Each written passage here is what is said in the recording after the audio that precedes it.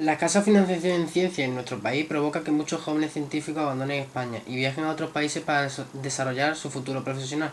¿Qué medidas cree que podría tomar el nuevo gobierno para mejorar este asunto? Bueno, yo lo que me gustaría... el tema de la fuga de cerebros nunca me ha gustado, especialmente, sobre todo cuando hablamos de fuga de cerebros en un entorno europeo. Hay que recordar que gran parte de la financiación en ciencia y tecnología en España proviene de financiación europea. Este edificio, gran parte de lo que ha costado este edificio en el que estamos, que es el edificio de la Escuela de Ingenierías Industriales aquí de la Universidad de Málaga, es un edificio que en gran parte se ha financiado con fondos europeos. Entonces el dinero directo que ha dado la Junta de Andalucía, que ha dado el Estado, es una cantidad, un porcentaje bastante bajo.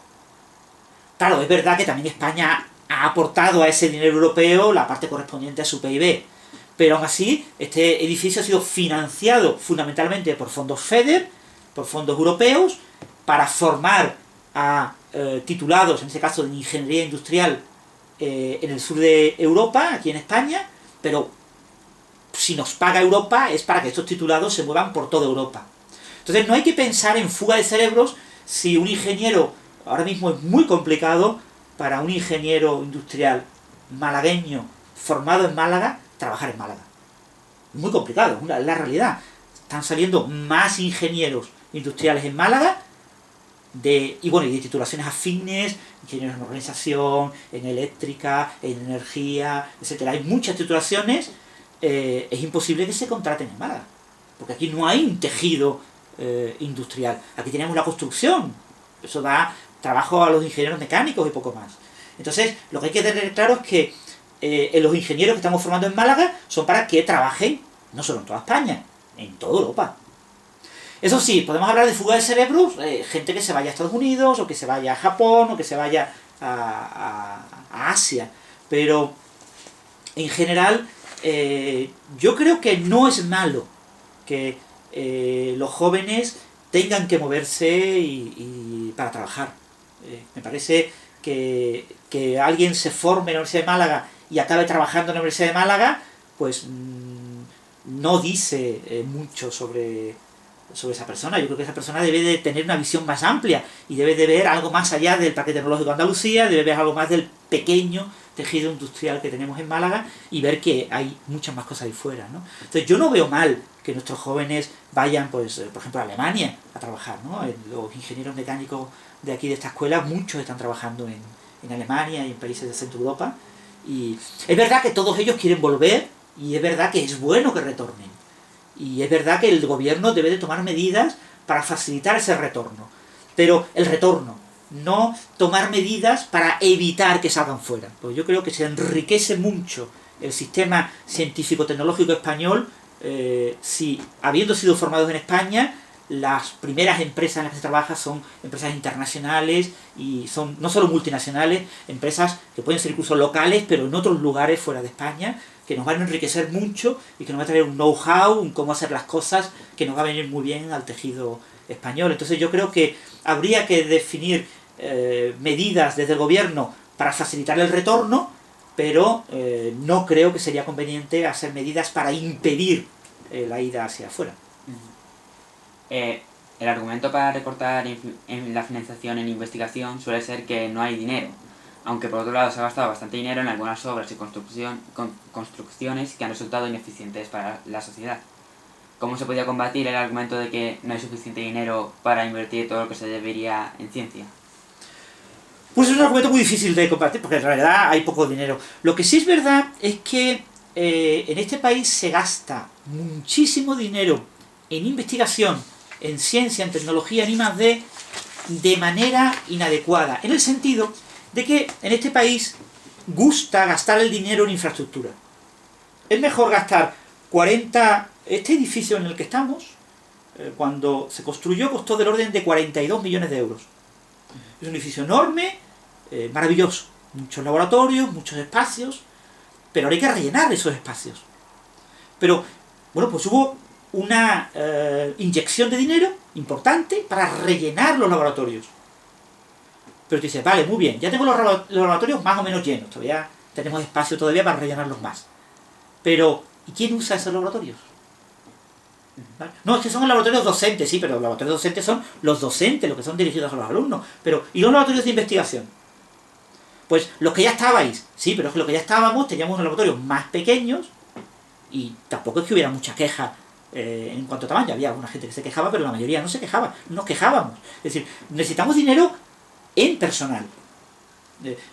No necesitamos dinero en infraestructura, que también, pero menos. Es mucho más importante. En España, gran parte de el gasto en investigación y en desarrollo está focalizado hacia el edificio, hacia el instrumento. Y no está focalizado hacia contratar personas. Pero realmente los que hacen que el instrumento funcione, los que hacen que un edificio vaya muy bien y genere beneficios que superen lo que ha costado construir ese edificio, es que ahí en ese edificio haya gente trabajando a primer nivel, gente joven, gente a la que la puedas formar en el extranjero, llevarla por ejemplo a hacer cursos de mejoramiento, posgrado, etcétera, en el extranjero, y que retornen con conocimiento de cómo usar nuevos instrumentos, nuevas técnicas. En España realmente yo creo que el gran problema no es la falta de dinero, sino que el dinero que hay, sea más o menos, porque obviamente estamos en una crisis económica y el dinero que hay, se debería invertir más en formar a personas, en pagar a personas jóvenes que aprovechen todo lo que tenemos, en lugar de invertirlo en grandes edificios, como puede ser pues algunos de los edificios que se han creado en mucho de nuestro entorno, que están vacíos, porque todo el dinero que había se gastó en hacer el edificio y en llenar el edificio de máquinas. Pero ahora nadie usa esas máquinas. Hablaremos ahora un poco sobre, metiéndonos más en ciencia. Tenemos entendido que hace pocas semanas impartió una charla a jóvenes adolescentes en un programa conocido como Mentorat sobre una partícula descubierta hace unos pocos años en el gran colisionador de hadrones del CERN, el bosón de Higgs. ¿Cómo se podía explicar esta partícula a jóvenes como nosotros? Bueno, el bosón de Higgs es una partícula, ¿vale? Una partícula, y lo que hay que tener en cuenta es que las partículas son objetos extremadamente sencillos, que tienen muy pocas propiedades, y que, eso sí, una partícula se diferencia de otra partícula en que cambian sus propiedades. Entonces el bosón de Higgs es una nueva partícula que tiene unas propiedades muy concretas que la hacen diferente de otras partículas que ya conocíamos. Los átomos, que forman la materia de la que estamos hechos, están hechos de electrones, el electrón es una partícula, y de núcleos. Los núcleos no son partículas, están hechos de partículas. Los núcleos están hechos de unas partículas parecidas al electrón, pero con otras propiedades diferentes, que se llaman quarks. Los quarks se unen en grupitos de 3, formando los protones y los neutrones que se encuentran en el núcleo.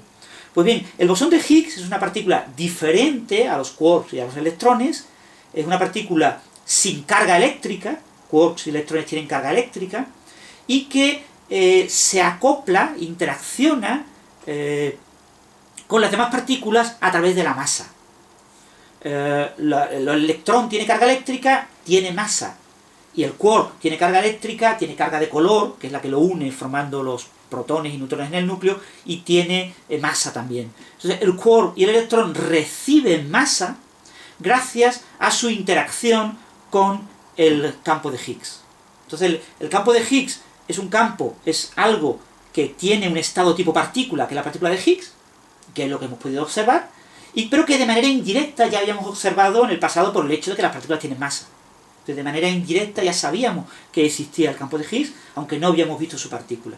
Entonces es una partícula clave para conocer el universo, sobre todo en los primeros instantes del universo. El campo de Higgs es fundamental antes de la primera billonésima de segundo. Y más allá de ese tiempo, en la actualidad, la partícula es una partícula que solamente aparece en procesos de muy alta energía, por lo tanto nos ha costado mucho tiempo producirla en laboratorio, pero su campo, el campo de Higgs, está presente siempre y es el que dota de masa a las partículas. Entonces, es una partícula fundamental porque sabíamos que tenía que existir y queríamos verla, la hemos visto, y ahora estamos estudiando sus propiedades y nos abre una nueva puerta hacia descubrir nuevas leyes físicas y nuevas propiedades. Porque cada nueva partícula tiene unas propiedades muy concretas, muy específicas, y cualquier pequeña desviación, cualquier pequeña variación de esas propiedades respecto a lo que creemos que deben de ser sus propiedades, nos da indicios, nos da pistas sobre el futuro de la física. Entonces ahora mismo el electrón lo tenemos tan estudiado que sabemos que cualquier pequeña anomalía en las propiedades del electrón es extremadamente pequeña. Nadie puede negar que exista, pero si existe es muy muy pequeña y podemos descartar muchas de esas anomalías. Pero la partícula de Higgs es una partícula que acabamos de descubrir, cuyas propiedades conocemos con errores del orden del 3%. Entonces ahí hay mucho hueco para que haya pequeñas anomalías pues del orden del 3 por 1000, o del 3 por millón, o del 3 por 1000 millones. Y esas pequeñas anomalías pueden ser pistas para conocer el futuro de la física en el siglo XXI. Por eso la partícula de Higgs es una partícula muy importante ahora mismo, porque la tenemos que estudiar y nos va a costar estudiarla varias décadas de investigación, porque el electrón, que se descubrió en 1898, pues todavía seguimos estudiándolo. ¿Cómo fue descubierto el bosón de Higgs y cómo vio su descubrimiento?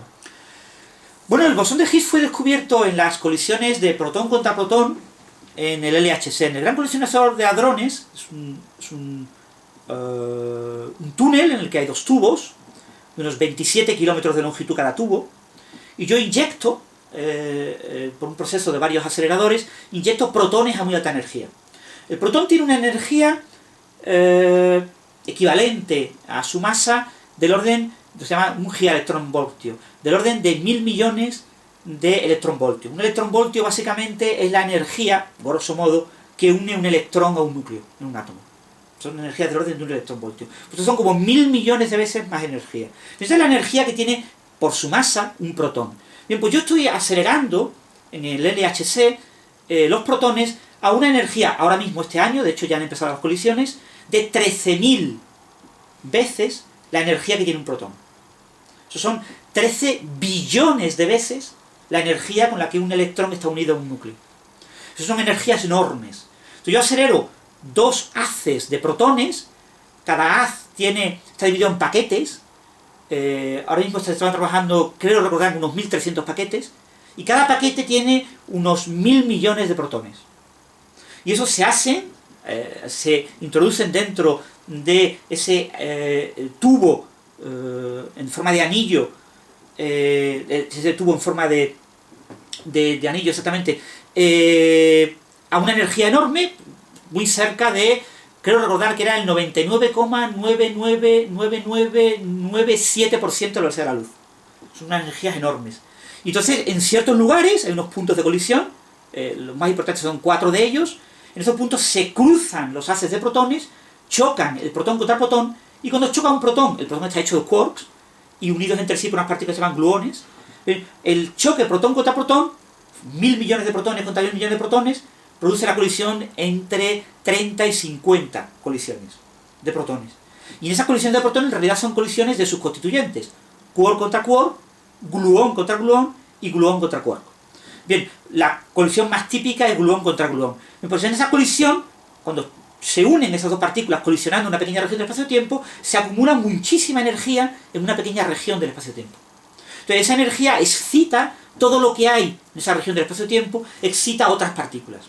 Entonces, entre ellas, excita unas partículas de mucha masa que se llaman los quark-cima y los bosones W. Y estos producen excitaciones que dan lugar a excitaciones del campo de Higgs, y aparecen bosones de Higgs. Esos bosones de Higgs tienen una vida media muy cortísima, duran del orden de septosegundos, del orden de la billonésima de segundo, y se desintegran rapidísimamente. Se pueden desintegrar utilizando también una vía basada en quarks, en quarks de diferentes tipos, o en bosones W. Cuando se integran bosones W aparecen dos fotones. Entonces, esos dos fotones de la desintegración de un Higgs que produjo la colisión de dos protones es una de las maneras en las que hemos descubierto el Higgs. La otra manera es que cuando el Higgs se desintegra, se puede desintegrar en dos bosones Z, son unas partículas neutras parecidas al fotón pero de mayor masa, y esos a su vez se desintegran en parejas de electrones, o 4 electrones, o 2 electrones y 2 muones, los muones son muy parecidos a los electrones, o 4 muones. Y ese es otro canal en el que hemos observado el Higgs. Entonces nosotros descubrimos el Higgs viendo parejitas de fotones cuya energía indica que corresponden a una partícula de 125 gigaelectronvoltios. Unas 132 veces la energía equivalente a la masa de un protón. O viendo 4 electrones, o 4 leptones en general, que tienen exactamente la suma total de energía la misma del bosón de Higgs. Entonces, gracias a eso descubrimos el bosón de Higgs y pues, fue un gran descubrimiento. ¿Cómo lo viví yo? Pues obviamente con mucha emoción, el anuncio oficial, pero ya era una cosa que estaba un poco cantada. ¿Vale? Estas cosas hay que tener en cuenta que esto no es que un día no lo descubres y al día siguiente lo has descubierto. Sino un proceso en el que vas acumulando datos, vas acumulando colecciones. Entonces ya había ciertos indicios bastante fuertes en el verano de 2011 de que íbamos a descubrir el bosón de Higgs pronto, pero no sabíamos cuándo. En diciembre de 2011 ya había indicios muy claros y ya había gente que estaba hablando de un descubrimiento. De hecho, yo en mi blog tengo algunas entradas de diciembre de 2011 diciendo que ya se ha descubierto el Higgs. O sea, acumulando los datos de los dos instrumentos, los dos detectores que detectaron el Higgs, Atlas y CMS, acumulando esos datos, ya había un descubrimiento del Higgs. Pero oficialmente no podía haber un descubrimiento, porque oficialmente en ciencia todo tiene que ser repetido. Entonces, tenía que descubrirlo por un lado Atlas y por otro lado CMS, y que lo que ambos descubrieran fuera lo mismo. Hacer trampa y combinar ambos antes de tiempo, que es lo que se hacía en diciembre de 2011, era hacer trampa, desde el punto de vista de la ciencia rigurosa. Eso era lo que se llama una combinación oficiosa, no oficial. Entonces ya en julio de 2012 ya se anuncia que ambos instrumentos han detectado el Higgs y por lo tanto ya hay un descubrimiento del Higgs. Eso fue realmente muy emocionante. Por supuesto, en aquel momento no se había descubierto el Higgs, habíamos descubierto una nueva partícula. Hubo que esperar a diciembre de 2012 para confirmar que era una partícula tipo Higgs. Y hubo que esperar al verano de 2013, básicamente a junio, para confirmar que realmente era tan parecido al bosón de Higgs que se le podía dar un premio Nobel al Higgs. Y por eso se dio el premio Nobel en el año 2013. Pero esto es un proceso de ir acumulando información, de ir acumulando indicios. Y vas construyendo tu conocimiento poquito a poco y si tú eres un poquito más arriesgado, los divulgadores tenemos que ser un poquito más arriesgados, te arriesgas y dices, ya hay un descubrimiento. Si eres un poquito más moderado, porque oficialmente hay que ser moderado y comedido, pues hay que esperar a que haya indicios suficientes. Hoy en día ya queda muy claro que se ha descubierto el bosón de Higgs que esperábamos descubrir. Claro, no sabíamos qué masa tenía, pero para la masa que tiene se comporta exactamente como podemos comprobar. Por supuesto hay muchos lugares y muchos comportamientos del Higgs que todavía no hemos observado y que tendremos que observar en el futuro para confirmar y ratificar que realmente es la partícula que estábamos buscando. Entonces, yo lo viví pues, con mucha emoción porque fue uno de los grandes descubrimientos de las segundas décadas del siglo XX. ¿Por qué es tan importante el descubrimiento de esta partícula? ¿Podría ser, como afirma el director del CERN, que este descubrimiento ha sido más importante que la llegada del hombre a la Luna? Yo no diría tanto, yo creo que todos los descubrimientos son importantes. ¿Por qué es importante el bosón de Higgs? Pues fundamentalmente por dos razones. La primera, porque cierra una etapa que se abrió aproximadamente en el año 1973, vosotros todavía no habéis nacido, y yo era muy jovencito, era un niño. En esa época se definió lo que llamamos la teoría de las partículas actual, la teoría que se llama el modelo estándar. Entonces el modelo estándar predice a baja energía una serie de partículas. Y el bosón de Higgs era la última que faltaba por descubrir. La anterior fue el neutrino tau, que se descubrió en el año 2000. La anterior fue el quark SIMA, el quark top, que se descubrió en el 93. Las anteriores fueron los bosones W y Z, que se descubrieron en 1983. Así vamos viendo partículas que se han ido descubriendo desde 1973. Hemos descubierto como 20 partículas desde entonces. Y eran partículas predichas, entre comillas, ¿no? Partículas que la teoría necesitaba para ser redonda y simétricamente bella. Claro, hemos cubierto esa primera etapa y queremos ir más allá. Sabemos que el modelo estándar no es lo último de lo último. ¿Por qué? Porque tiene anomalías. Hay una serie de cosas que no funcionan. Hay una serie de cosas en el modelo estándar que no podemos explicar mediante el modelo estándar, o hay cosas en el modelo estándar que no casan bien y que como que falta algo. Lo más importante, por ejemplo, es la materia oscura. Cuando miramos el cosmos, vemos que hay más materia de la que describe el modelo estándar. Entonces, luego tiene que haber más partículas. Pero hay muchos otros fenómenos, dentro incluso del propio modelo estándar, que están horadando el modelo estándar porque no casan bien ciertas cosas. Entonces, estas anomalías hay que resolverlas. Entonces, es muy importante haber completado el bloque principal del modelo estándar para ahora poder ya estirarlo, atacarlo de diferentes frentes, tratando de buscar un resquicio que nos apunte a lo que viene después. Entonces, en ese sentido, el bosón de Higgs es el primer punto, es la última piedra del modelo estándar, y al mismo tiempo es la última piedra que ha chocado contra el modelo estándar y que le ha ahora dado un agujero, y que a partir de ahí esperamos que ese agujero vaya creciendo y nos vaya dando información, y nos vaya permitiendo ver qué hay más allá del muro del modelo estándar, que es la física del siglo XXI, que permite explicar todas las anomalías que tiene el modelo estándar, que hay muchas. Sobre astronomía, la exploración del universo está llena de dificultades, pero también de entusiasmo y superación. La sonda espacial Akatsuki de la Agencia Japonesa de Exploración Aeroespacial tenía previsto entrar en la órbita de Venus a finales de 2010, pero por un fallo en su motor hizo que pasara de largo. El equipo de la misión ha conseguido diseñar una nueva estrategia y ahora por fin ha llegado a su destino y está lista para empezar a analizar la atmósfera de Venus y sus nubes. En este curioso planeta en el que un día dura más que un año, ¿qué sorpresa nos puede deparar los descubrimientos de la sonda Akatsuki y qué aspectos interesantes se podrían investigar en futuras misiones a Venus? La verdad es que no soy experto en Venus. Realmente sabemos mucho de Venus, ¿vale? O sea, por ejemplo, el año pasado la sonda New Horizons de la NASA llegó a Plutón. De Plutón sabíamos muy poco. Plutón era una cosa que veíamos con el Hubble, el telescopio espacial Hubble, y era una cosa muy muy pequeñita, veíamos muy mal, veíamos 4 manchas. La New Horizons ha descubierto que Plutón es un planeta enano, pero extremadamente rico en cuanto a paisajes, en cuanto a cosas. Sin embargo, de Venus lo sabemos casi todo. De Venus sabemos muchísimas cosas. Lo que ocurre es que la atmósfera de Venus es extremadamente densa e impide ver la superficie. Hay que penetrar dentro de la atmósfera y está extremadamente caliente porque hay un efecto invernadero terrible. Entonces es muy importante conocer las propiedades de la atmósfera de Venus, porque uno de los posibles futuros a muy largo plazo de la Tierra es que el efecto invernadero de la atmósfera domine, que el cambio climático se acelere.